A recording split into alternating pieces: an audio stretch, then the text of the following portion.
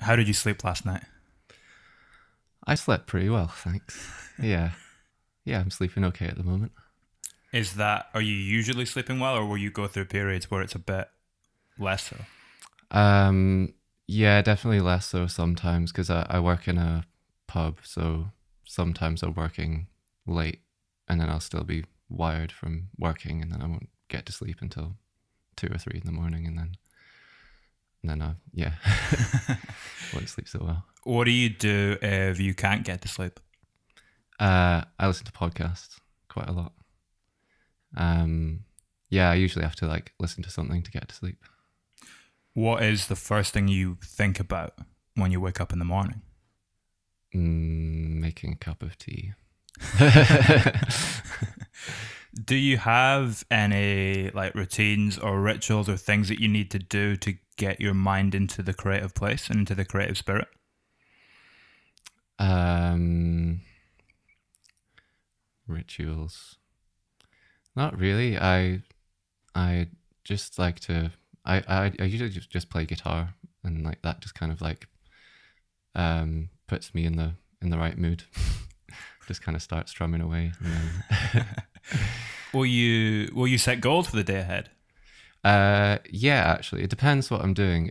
If I'm like if I've got a recording to do or like mixing to do, I'll definitely try and get into a routine of like planning what I'm gonna do for the next day. I like to write lists. It keeps me on track. Yeah, What does a successful day look like for you then?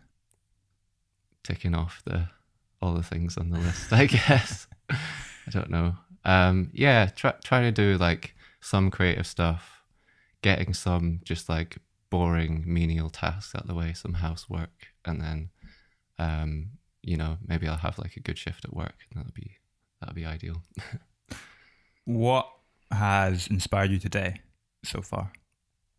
um, Coming here has inspired me. I've never been to Alexandra Parade before, so yes, yeah, East End is a bit of a mystery to me, so it's inspiring. I've never seen that train station before, so yeah. Maybe that'll inspire something in me. What do you think about most in the day that isn't music? Um, what do I think about most?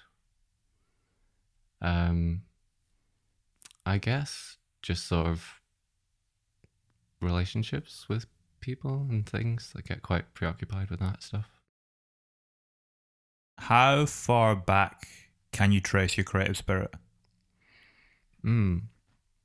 Um, my mum has pictures of me playing like toy guitars and things when I was really young, like 2 or 3. But I remember properly getting into the idea of playing music and being into music when I was like 7 or 8 years old.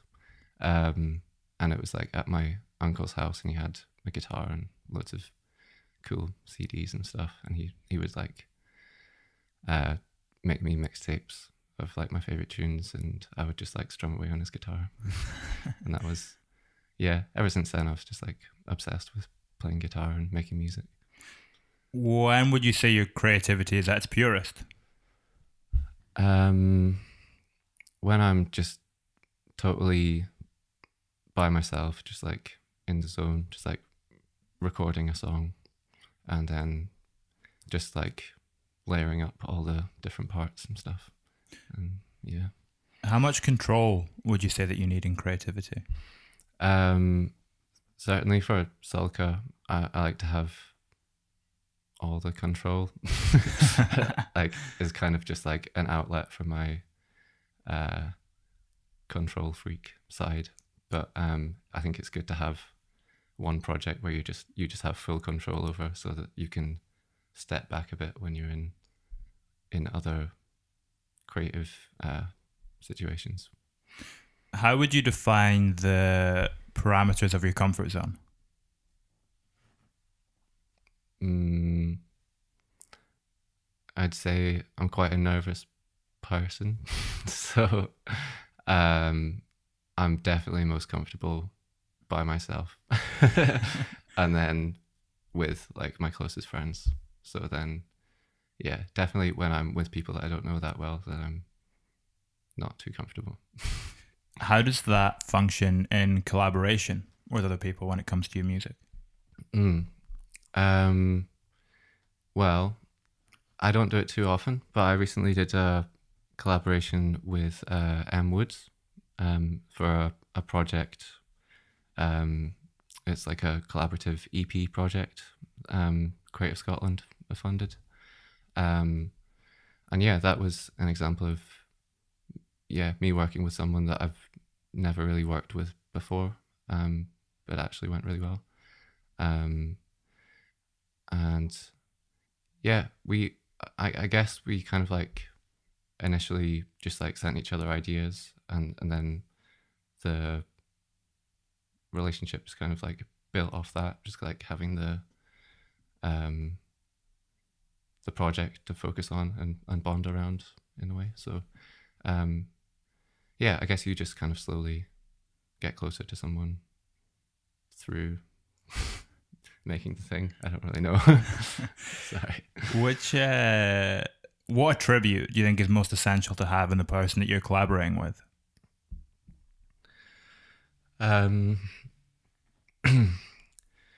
just being able to compromise and like um listen to, like, be open to different ideas, I suppose. Um yeah. Don't know. Which physical object do you think is most important to your creativity?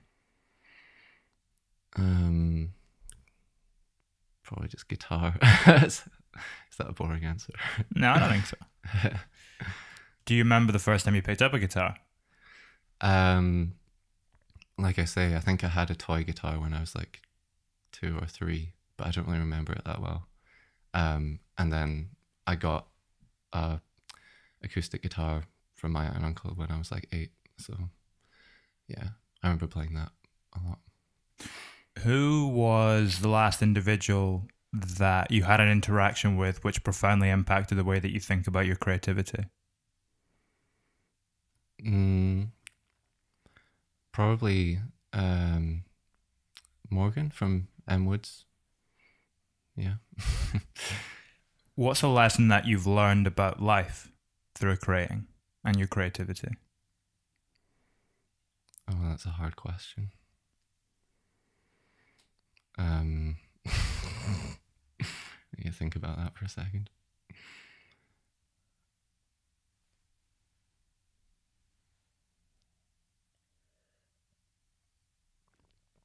Sorry. It's all good. A lesson that I've learned about life Yeah, through through creating and creativity. um, I guess it's that it's important to creativity in general is like an activity where you're quite mindful of what you're doing. So I think it teaches you to be in the moment and present. So it's kind of like a meditative thing. So yeah, I guess it's taught me that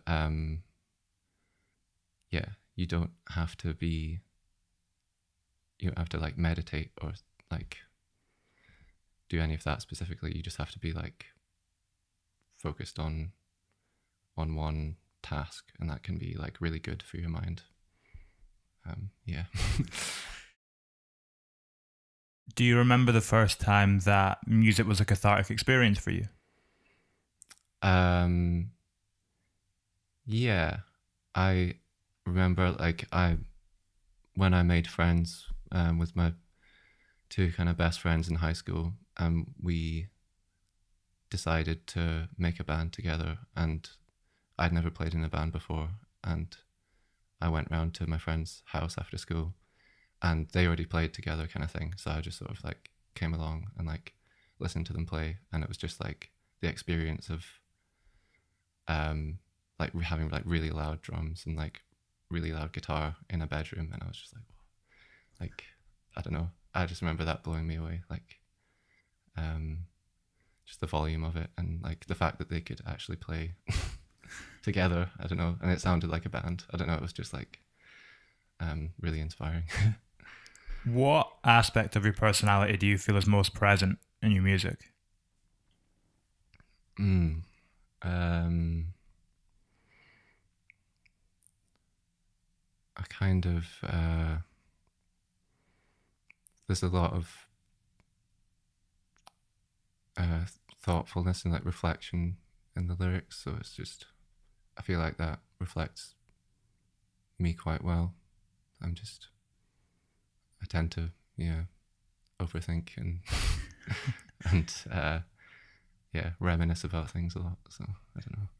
Yeah, I mean, when I listen to it, I get the feeling that it almost takes place after dark, and it's got this sense of like late night thoughtfulness and reflection, and like you say, reminiscing. Yeah. What's the music you turn to at that time when it's 3 a.m. and you're kind of up thinking about things? Oh, I think the best music to listen to, well, and possibly also the worst music to listen to at that time is like Burial, because I think that's like such a.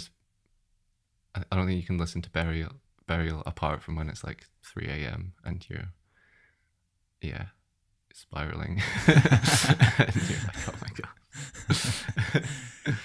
When you're writing lyrics, what's more important? Do you feel the feel of it or the storytelling? The feel of it.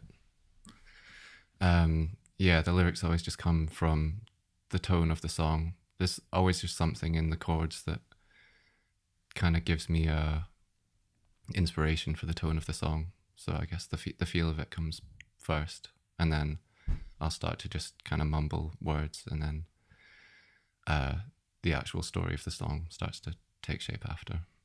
When do themes emerge for you? After probably only when I go to finish the song. At first, I kind of feel like the song doesn't make any sense. It's just random lyrics, and I get worried that they sound disingenuous or something. But then when I go to like finalize the song and like look back on it, because it usually takes me like quite a long time to write a song, like over a few months, and I'll write a few lyrics here, a few lyrics there, and then when I tie it all together, I'm like, oh yeah, this is kind of the theme of the song. But sometimes there's not really a theme to the song. It's quite a lot of different themes, actually. What was the final piece of the puzzle in the road to completing your debut record? Take Care, you mean, or The album that came out earlier this year. Yeah. Final piece in the puzzle was getting my friend Luke to record drums. I think that's what really made it for me. Where do you think you're most vulnerable on the album? All over it.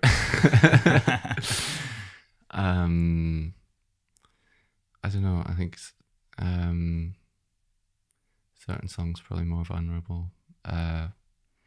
Hollow Days is maybe quite an intense one.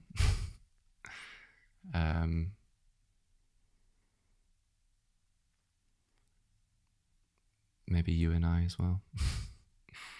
Yeah. How would you describe the relationship between the album and the zine that you released in conjunction with it? Well, the idea for that was pretty much my friend told me that he'd like to see all the lyrics written down for it. And I'd never really done that before with an album, like written all my lyrics out or like put them online or anything. So I was thinking of just making like a booklet with lyrics. But then like last year during lockdown, I was doing a lot of drawing as well. So I kind of just got quite into this idea of this project of putting little drawings and and lyrics together into one booklet. And I always like it when there's some kind of art accompanying a release, especially now when everything's kind of digital. It's nice to just have like a little booklet or something to look at while you're listening to it. What do you think music gives you that no other art form does?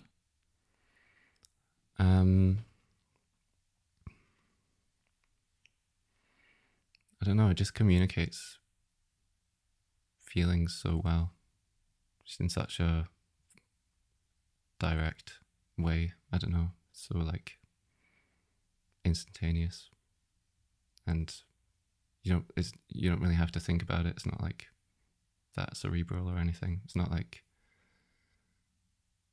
I don't know, literature or like going to an art gallery and like you're just like, oh, what does this mean? I need to really think about this. I don't know. Music's just kind of like instant in that way. You just like understand and feel what the musician is trying to communicate to you. Visceral. Yeah. What's your biggest failure and what did you learn from it?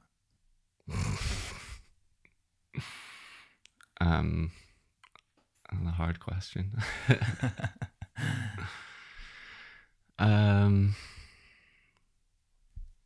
Think about that one for a minute. Yeah.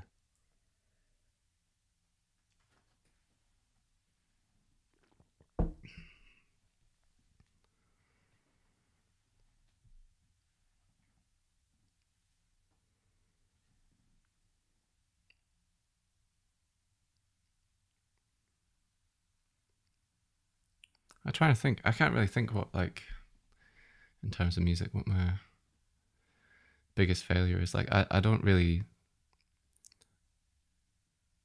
like, I don't really build myself up, or like build things up to be like too big. I don't like have too high expectations for things. So, I guess I try not to set myself up for failure in a way. Like, I'm quite used to just kind of like making music and putting it out. And if it sounds bad, then it's fine. I'll just move on and like do the next thing. So I guess I'm always just making small failures, but I can't think of like one defining failure. Yeah. How do you define value in your music?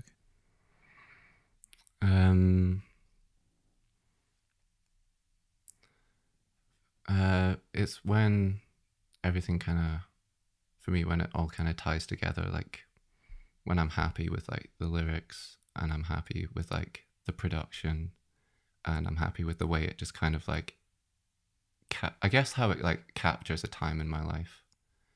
When I can look back and be like, oh yeah, this song or this collection of songs really just sums up how I felt at this exact time.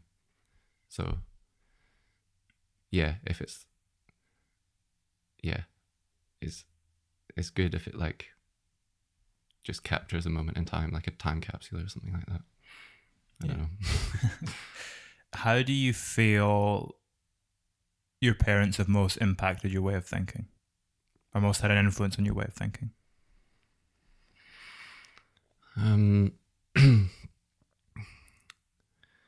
Well, my mum's the more creative one, so I guess I get my creativity from her a little bit, and sort of empathy and things as well. And then my dad's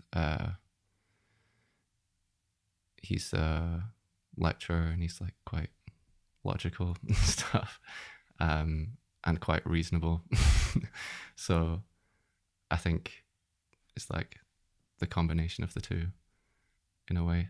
Like I've got the kind of creative side, and then I've got like the logical side of like, oh yeah, but I need to get this project done in this time, and so that I can actually like you were saying earlier, like setting goals for myself. So maybe that's what I get from my dad a little bit. I don't know. Does it lend quite a nice way of balance to your working and your creativity? Yeah, Yeah, for sure. What's the most romantic thing you've ever done? Mm. um,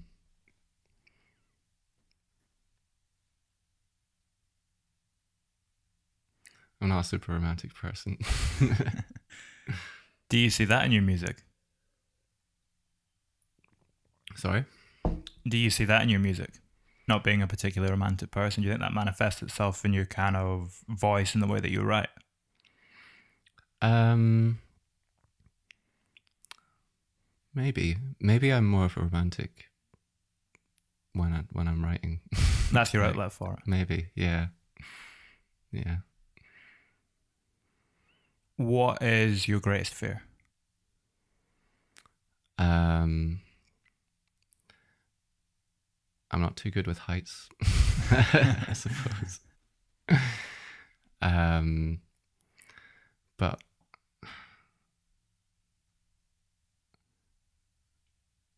also just losing people.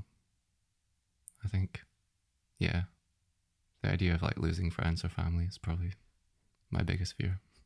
Yeah. Do you feel like you belong in the time period that you were born in and that you exist in? Maybe not quite. I feel like my music's would be more. My music is more suited to like the 90s or something, or like late 80s or something. But um, I don't know. It's hard to say. When do you feel you found your voice? When did I find my voice? Yeah. Um, As a means of expression. hmm, maybe when I was like 18, 19, and I started writing songs that were more personal as opposed to just being, just random metaphors and things. There was a definite point where I started writing songs that were more autobiographical. And I remember that was like a definite turning point and me kind of finding my voice. Yeah. Because I kind of struggle to communicate often in real life. So I find that like I found writing songs a very cathartic and useful way of just expressing myself. Yeah. Thank you very much. Is that it? That's it. Oh, wow. I don't know how long we went Thanks, for. man. That was good.